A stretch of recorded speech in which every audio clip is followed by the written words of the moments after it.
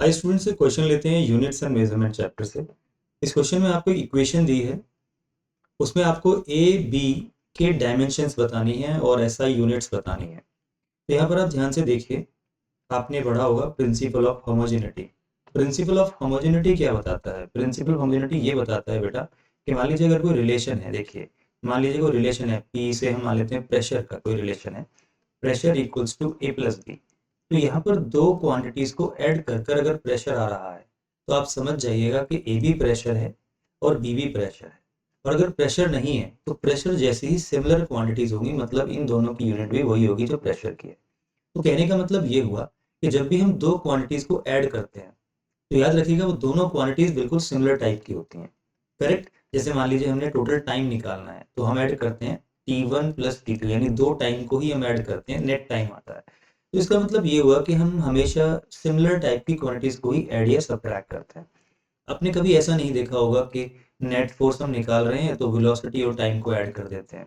मतलब अगर force velocity और टाइम को ऐड करके आएगा तो फिर आप देखिए वेलोसिटी की यूनिट अलग होती है, टाइम की यूनिट अलग होती है, दोनों ऐड नहीं हो सकते, दोनों मल्टीप्लाई हो सकते हैं। आपने देखा होगा डिफरेंट क्वांटिटीज मल्टीप्लाई होती हैं, डिवाइड होती हैं, लेकिन कभी भी ऐड नहीं होती हैं। तो प्रिंसिपल होमोजेनिटी यही कहता है कि बेटा ये जो सिमिलर टाइप की क्वांटिटीज हैं, यानी जिनकी डायमेंशन सिमिलर है, सेम है, उन्हीं को आप ऐड या सब्ट्रैक्ट कर सकते हो। तो यहाँ पर आप इस क्वेश्चन को प्रिंसिपल ऑफ होमोजेनिटी यूज करते हुए कैसे सॉल्व करते हैं, देखिए। तो आपको बोलना है कि according to principle of homogeneity, according to principle of homogeneity, homogeneity as B is subtracted from V. So जो बी की डायमेंशन होगी बेटा, जो बी की डायमेंशन होगी बेटा, यहाँ पर फॉर्मूले में देखिए, जो बी की डायमेंशन होगी वही वी की भी होगी। करेक्ट है ना? क्योंकि B is subtracted from V, है ना? बी और वी का आपस में क्या हो रहा है? सब्ट्रैक्शन हो रहा है। तो यहाँ पर आपको पता है वी क्या है, क्वेश्चन में आपको दिया हुआ है बेटा, वी वॉल्यूम है।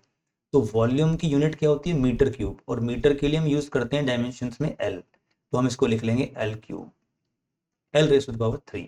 करेक्ट? तो बेटा बी का जो डायमेंशनल फॉर्मूला हो जाएगा, जो यहाँ पर पूछा गया है, वो हो जाएगा एल रेज टू पावर 3। अब देखिए यहाँ पर बी की आपको एसआई यूनिट भी बतानी है, ए की भी बतानी है और बी की भी बतानी है।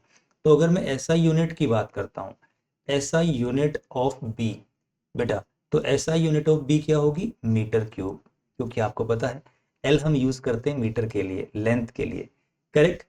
इसी तरह अगर आप ध्यान से देखें तो यहाँ पर आप देखिए पी जो है बेटा, P वो ऐड हो रखा है A अपॉन वॉल्यूम का स्क्वायर।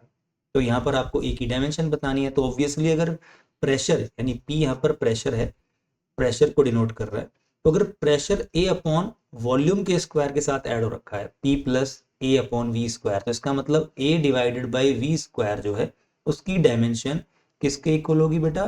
किसके इक्वल होगी? देखिए यहाँ पर P की डायमेंशन किसके इक्वल होगी बेटा? A अपॉन वी स्क्वायर के। करेक्ट है?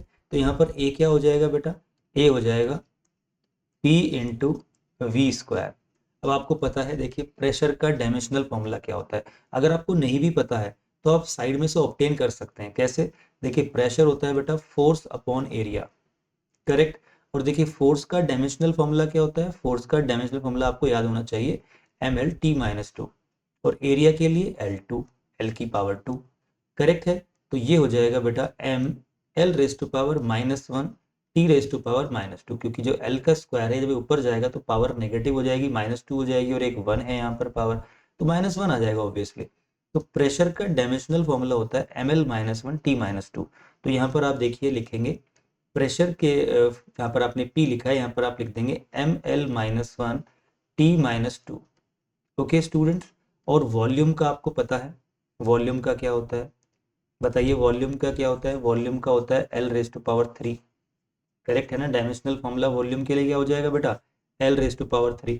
और वापस से फिर उसका स्क्वायर भी करना है आपको, तो आप यहाँ पर करेंगे एल क्यूब यानी एल रेज टू पावर 3 का स्क्वायर, क्योंकि v के लिए हमने l की पावर 3 यूज किया है। करेक्ट है ना? तो ये हो जाएगा m l raise to power -1। अब यहाँ पर देखिए l की पावर कितना होगा? 6, और यहाँ पर है -1, तो आप साथ में लिख लीजिए इस तरीके से, और t की पावर -2। अब देखिए यहाँ पर दो l हैं, तो आप यहाँ पर एक l ही बना देंगे, क्योंकि एक की पावर -1 है, एक की पावर 6 है, तो ये हो जाएगा बेटा m l raise to the power 5 t raise to power -2। तो ये हो जाता है बेटा डायमेंशनल फॉर्मूला। किसका डायमेंशनल फॉर्मूला हो जाता है? ये a का, जो यहाँ पर आपसे पूछा गया है बेटा। इस क्वेश्चन में आपसे a और b का डायमेंशन यानी डायमेंशनल फॉर्मूला पूछा गया है। अब देखिए, जैसे हमने देखा था यहाँ पर l रेज टू पावर 3 है तो मीटर क्यूब हो गया। अब यहाँ पर m हम यूज करते हैं kg के लिए, तो अकॉर्डिंगली हम SI यूनिट भी लिख सकते हैं बेटा। SI यूनिट ऑफ a क्या होगी? SI यूनिट ऑफ a देखिएगा, तो यहाँ पर m है, m होता है बेटा kg के लिए यूज, यानी मास के लिए। Okay, l raise to power 5 और ये होता है मीटर के इक्विवेलेंट यानी एक तरीके से, या फिर लेंथ, तो मीटर की पावर हम क्या कर देंगे? 5 कर देंगे। एंड देन फिर t यूज होता है टाइम के लिए, और टाइम की यूनिट होती है बेटा सेकंड, तो ये हो जाएगा सेकंड रेज टू पावर -2। तो इस तरीके से आपने a और b की SI यूनिट यहाँ पर फाइंड की और दोनों के डायमेंशनल फॉर्मूले यानी डायमेंशंस फाइंड की। होपफुली आपको क्वेश्चन समझ में आया होगा students. Thanks for watching, stay blessed.